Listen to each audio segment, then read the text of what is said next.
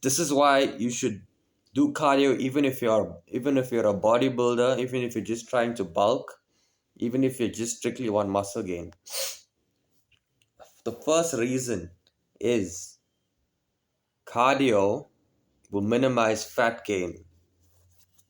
So, okay, we all know this, but people think that if they do cardio, that it will cause them to gain less muscle and gain. It will stop them from gaining more muscle, basically. So that's not true. It depends how much cardio you do. If you're like a marathon runner, if you do marathon running, then of course it's gonna cause you to burn more energy, and it's gonna cause you to your body's gonna end up using your muscles to fuel your energy. But if you do enough cardio, you can actually gain more muscle, and you can also minimize fat gain, which will keep you in the bulk, which will keep you it will keep you consistent in the bulk. Because usually what stops people from bulking is if they if they gain too much fat, if they dirty bulk and they gain too much fat, and they're saying they're going on a cut, and then they're going on the bulk again after they feel too skinny, back on the cut, and then by the end of the month, by the end of the year, they made no progress. So it's better to do it slowly, slowly, slowly, rather than try and do a big jump, and then the big jump can cost you. So then you wanna now go back to cutting, and you're gonna end up back at the same place where you started. And then it's an endless cycle. It's gonna happen if you're gonna try and go on the bulk, gonna go on the back on the cut, and then it's just inconsistent. So cardio, I'm gonna get into what types of cardio you should do and how long you should do it for. But the first step, as I said, cardio will minimize fat gain. Okay, the second thing, not step, the second, the, yeah, the second piece of advice. Cardio will actually boost muscle. Okay, so the cardio will promote recovery, blood flow into the muscles, and it will demand more oxygen, which will go into your muscles, and it will make your blood flow even better than if you didn't do any cardio. When you're doing such a strenuous exercise, like for example running, your body is in high demand for blood, high demand for circulation to keep your body going. So now if you manipulate the circulation, and you're doing strength training and cardio, your body will promote more muscle gain, more blood goes into your muscles, which will cause you to gain more muscle. Do you understand? So cardio will actually do you much better if you do it correctly, rather than if you're doing a marathon running, if you're doing long distance running, it will cause you to gain less muscle. But if you do it correctly, you can gain actually more muscle. Okay, that was number two. Number three, the right types of cardio. Excuse me for 1 second. The cardio that I recommend is sprinting, high intensity exercises, sprinting, 10 laps of sprinting for about 10 minutes. It averages 1 minute per sprint. Okay, so this sprinting is it's so anabolic. I always use this word in my videos. It's anabolic. It's like it's steroids. So when you're sprinting, it causes your muscles to it causes your bones to fracture. I mean, not bone. It causes like micro fractures, a lot more micro fractures in your bones, in your muscles, and it causes you to increase your testosterone because it's such a high intensity workout. It's not a cortisol. You see, the longer you run, the higher your cortisol is. The smaller you run, the lower it is. So when you do sprinting is always going to be short. This will cause your muscles to increase its testosterone, which is will cause it to gain more muscle. The second thing is walking. Walking causes you to, after you eat something, you go for a small walk, or you go for a small walk every day, or a long walk, maybe like 30 minutes. This will cause your muscles, this will cause your body to, you doing so much walking, it will cause your body to spike less stress. The stress will get less. Spike less of your stress hormone, and this will cause your body to start, instead of burning uh, so much energy, it's going to burn only minimal energy. Like, it's going to cause your body to end up, instead of burning muscle and fat, it's only going to end up burning fats. First, it's going to burn your sugar, your glucose in your body. That's the first thing from your liver. Once it runs out, then your body is going to end up burning fat. It's going to end up burning fat. Then, doing this every single day, you can't do it one day and expect results. You have to do it every day. And this will cause your body to burn fat, more and more fat, especially if you walk like 10 minutes after you eat.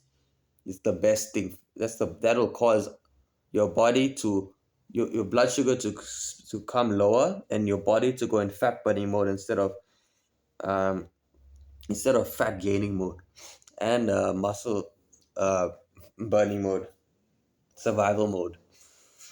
Okay, the next thing, it keeps you faster, fit, and agile.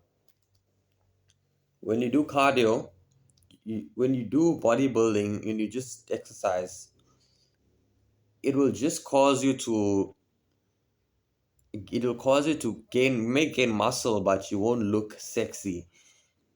Um, mind my language. So you won't really look like clean and toned. Like, for women, the most desirable type of body fat percentage is higher. Like, even if they're 40, 50, 30% body fat, they still look very attractive. That fits the male gaze. But for men, the lower body fat is more desirable. 15% body fat, 10% body fat, 12% body fat. 12% body fat is the ideal. So cardio will only benefit you more as a man. Not saying women also should do cardio, but the for men, lower body fat is better. So how do you so cardio is a thing that's gonna help you a lot with this. When the first thing you hear, if you want to lose weight, what's the first thing that you hear? Do some cardio. But you're trying to gain muscle and build a fitness as well. So you're gonna do cardio in moderation instead of a lot of cardio. Instead of David Goggins style. Because if you do David Goggins style, you're gonna end up losing a lot of muscle. That's strictly for losing a lot of weight. Okay. So it's going to help you stay fast, fit, and agile. Cardio will always keep your cardiovascular endurance at a good level. Instead of, like, let's say you get into like a fight, like you're defending your family, you're getting into a fight. If you just do bodybuilding, you're most likely going to end up losing, because you're going to end up getting tired quickly. But if you do cardio, you might be able to last a bit longer and hold them off, or even run away from that fight, or even carry your, like, you can carry your wife as a bodybuilder. You can carry your wife, but you can't carry her for long.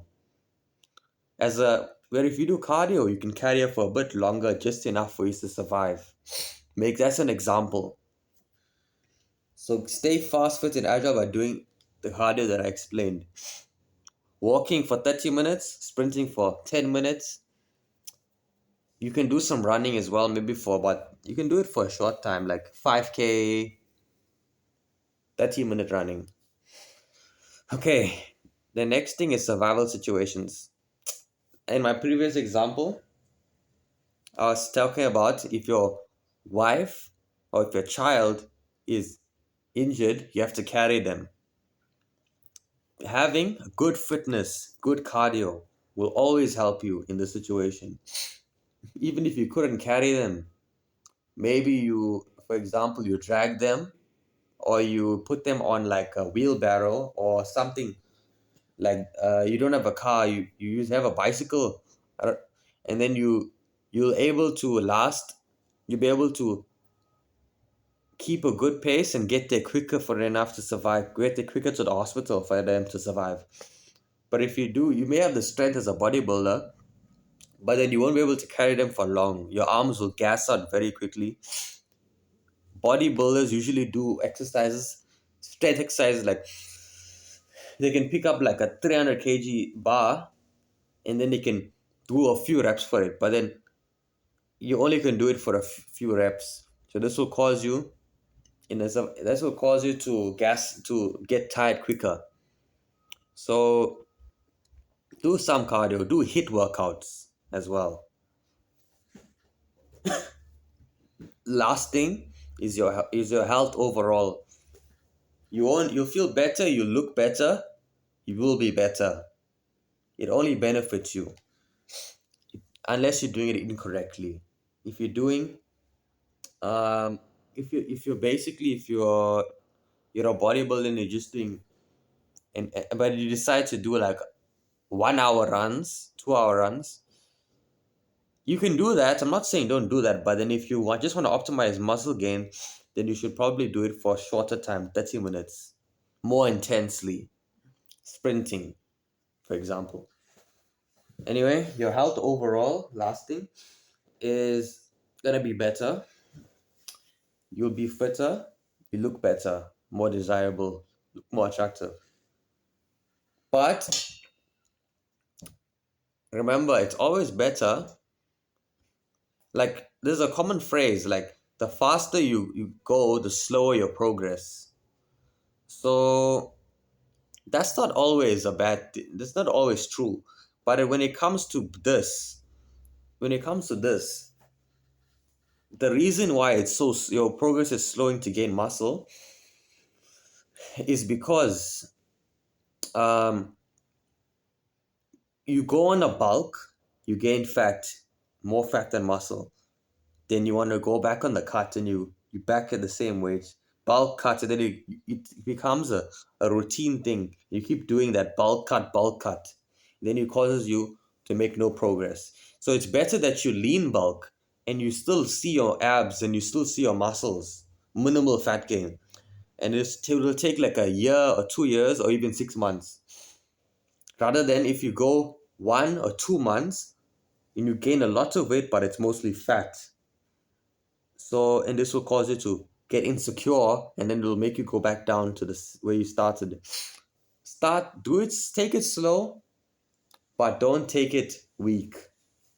Don't start training weak. Don't start training uh, slowly. Train normally, train intensely.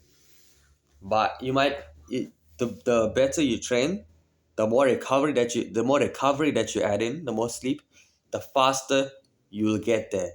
Instead of a year, you'll take 8 months, 6 months, 4 months. And trust me, it may sound like a lot, but your future self will thank you. My future self, I thank my past self for gaining me such a lean and aesthetic physique just by making the decision to never give up and keep going on my fitness journey. Your future self will thank you. Peace. That's the end of the video.